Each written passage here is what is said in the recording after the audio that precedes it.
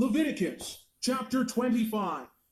And Yahweh spoke to Moshe on Mount Sinai, saying, Speak to the children of Israel, and say to them, When you come into the land which I give you, then the land shall keep a Sabbath unto Yahweh. 6 years you shall sow your field, and 6 years you shall prune your vineyard, and gather in its fruit. But in the 7th year there shall be a Sabbath of solemn rest for the land, a Sabbath to Yahweh. You shall neither sow your field, nor prune your vineyard. What grows voluntarily of your harvest you shall not reap, nor gather the grapes of your untended vine. The land is to have a year of rest. Whatever the land yields during the Sabbath year will be food for you, for yourself, your manservant and maidservant, for the hired worker and for the stranger who lives among you, for your livestock and the animals in your land. All it produces shall be for food. And you shall count 7 Sabbaths of years for yourself, 7 times 7 years. And the time of the 7 Sabbaths of years shall be to you 49 years. Then you have the trumpet of the Jubilee sounded everywhere on the 10th day of the 7th moon. On the Day of Atonement sound the trumpet throughout your land. Consecrate the 50th year, and proclaim liberty throughout the land to all its inhabitants. It shall be a jubilee for you, and each of you shall return to his possession, and each of you shall return to his family. That 50th year shall be a jubilee to you. In it you shall neither sow nor reap what grows voluntarily, nor gather the grapes from your untended vines. For it is the jubilee. It shall be holy to you. You shall eat its produce from the field. In this year of jubilee each of you shall return to his possession. And if you sell anything to your brother, or buy from your brother's hand, you shall not oppress one another. You are to buy from your brother on the basis of the number of years since the Jubilee, and he is to sell to you on the basis of the number of years left for harvesting crops. When the years are many, you are to increase the price, and when the years are few, you are to decrease the price, because what he is really selling you is the number of crops. Do not take advantage of each other, thereby reverencing your Father. For I am Yahweh, your heavenly Father. So you shall observe my statutes, and keep my judgments, and perform and do them, and you shall live in the land in safety. Then the land will yield its fruit, and you will eat your fill, and live there in safety. And if you say, What shall we eat in the 7th year, if we do not plant or harvest our crops?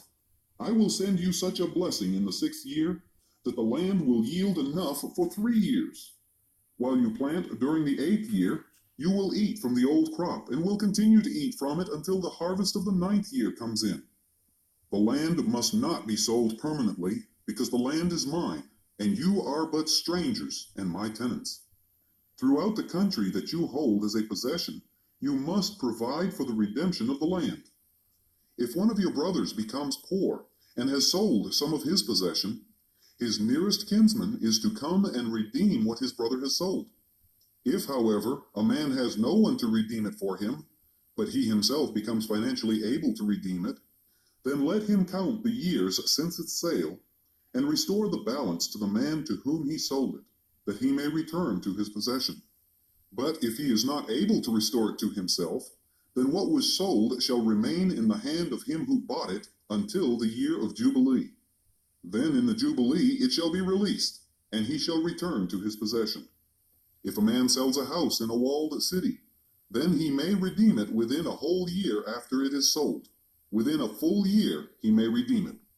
But if it is not redeemed within the space of a full year, then the house in the walled city shall permanently belong to him who bought it throughout his generations. It shall not be released in the Jubilee. But houses in villages without walls around them are to be considered as open country. They can be redeemed, and they are to be returned in the Jubilee. The Levites always have the right to redeem their houses in the Levitical towns, which they possess. So the property of the Levites is redeemable, that is, a house sold in any town they hold, and is to be returned in the Jubilee, because the houses in the towns of the Levites are their property among the children of Israel. But the pasture land belonging to their towns must not be sold. It is their permanent possession. If one of your brothers becomes poor and is unable to support himself among you, help him as you would a stranger or a sojourner, so he can continue to live among you. Do not take interest of any kind from him, but reverence your father, that your brother may live with you. You shall not lend him your money for usury, nor lend him your food at a profit. I am Yahweh your father, who brought you out of the land of Egypt, to give you the land of Canaan, and to be your heavenly Father. If one of your brothers becomes poor among you, and sells himself to you, do not make him work as a slave. He is to be treated as a hired worker or a sojourner among you. He is to work for you until the year of Jubilee. Then he and his children are to be released, and he will go back to his own clan and to the property of his forefathers. Because the children of Israel are my servants, whom I brought out of Egypt, they must not be sold as slaves. You shall not rule over him ruthlessly, but you shall reverence your heavenly Father. Your male and female slaves are to come from the nations around you. From them you may buy slaves. You may also buy some of the sojourners living among you, and members of their clans born in your country, and they will become your property. You may take them as an inheritance to will to your children after you. They shall be your permanent slaves, but your brothers, the children of Israel, you shall not rule over one another ruthlessly.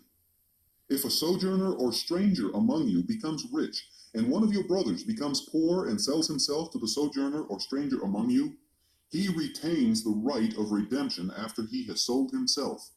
One of his relatives may redeem him. An uncle or a cousin or any blood relative in his clan may redeem him. Or, if he is able, he may redeem himself. He and his buyer are to count the time from the year he sold himself up to the year of Jubilee. The price for his release is to be based on the rate paid to a hired man for that number of years. If many years remain, he must pay for his redemption a larger share of the price paid for him.